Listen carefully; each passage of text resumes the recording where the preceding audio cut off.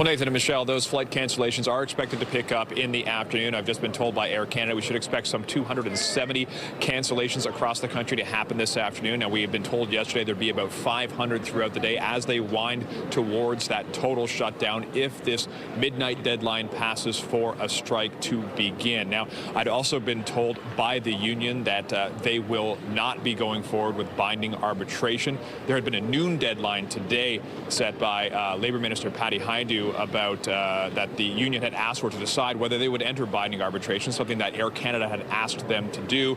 What the union is saying is they want to go to the table. Now, as far as operations go at Pearson Airport, planes are taking off today. Things are moving forward, and it is busy here today, but it is relatively orderly. But we are hearing stories of people who are trying to find other ways home, trying to find different flights, and are nervous about possibly being stranded. And we're hearing stories about cancellations already, people having to try and find another way to get to their destination. But we spoke to both Air Canada and the union today about what today is going to look like. Here's what they had to say.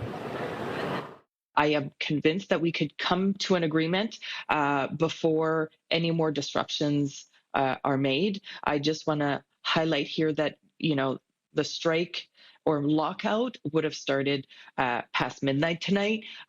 There shouldn't be any cancellation at this point. These are choices that Air Canada is making. We're going to have a phased roll down, an orderly wind down in order to give customers certainty and also to make sure we're in a position to restart the airline when it's done. So because it's on a rolling basis, the flights that we're canceling now because of the labor disruption, they're for tomorrow. So they won't be on the screens tomorrow.